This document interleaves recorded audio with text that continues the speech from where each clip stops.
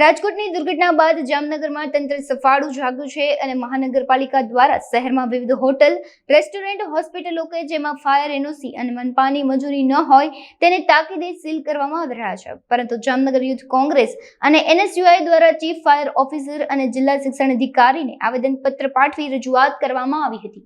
આજરોજ જામનગર યુવક કોંગ્રેસ અને એનએસયુઆઈ દ્વારા પ્રથમ તો ચીફ ફાયર ઓફિસરને એક આવેદનપત્ર આપવામાં આવ્યું છે. આવેદનપત્રની અંદર અમારી રજૂઆત છે કે જે શાળાઓ પાસે ફાયર એનઓસી નથી તેના ઉપર કડકમાં કડક કાર્યવાહી કરવામાં આવે, રિન્યુ ના થયું એના પર પણ કડકમાં કાર્યવાહી કરવામાં આવે. સાથોસાથ અત્યારે ખાનગી લોકો અને જે એફએસઓ બનાવી અને રિન્યુઅલની પ્રક્રિયા હાથ ધરવામાં આવી છે, જે આ વર્ષથી થઈ છે, તેની અંદર પણ કંઈક નવા નિયમો આવે.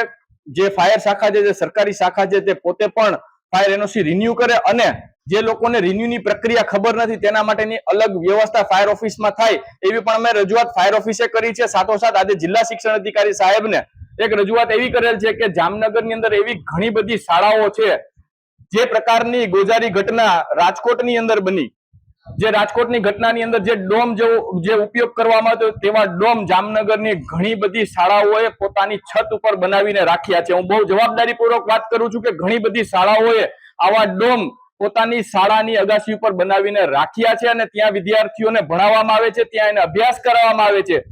જ્યારે અમારા વાત આ ધ્યાને આવી છે ત્યારે સાહેબને અમે રજૂઆત કરી કે તમામ જે શાળાઓએ ડોમ બનાવ્યા છે તે તમામ ડોમને સીલ કરવામાં આવે, બંધ કરવામાં આવે. સાથોસાથ જે શાળાઓ પાસે એનઓસી છે એ એનઓસી પોતાના નોટિસ બોર્ડ ઉપર લગાડે અને સાથોસાથ સેફટી એક્ટ જે વાહનો માટેનો છે તે વાહનોના સેફટી એક્ટનો ઉપયોગ તમામ શાળા કરે. જે વાહનોની અંદર વિદ્યાર્થીઓની કેપેસિટી કરતા વધારે વાહનોમાં કેપેસિટી કરતા વધારે વિદ્યાર્થી બેસે છે, જેની પાસે લાયસન્સ નથી, જેની પાસે પીયુસી નથી, ફિટનેસ સર્ટિફિકેટના તમામ વાહનો એક્ટનો ઉપયોગ થાય અને તમામ પ્રકારના પરિપત્રો શાળાઓને થાય તેવી આજ રજૂઆત અમે જામનગર જિલ્લા શિક્ષણ અધિકારી સાહેબને કરેલ છે.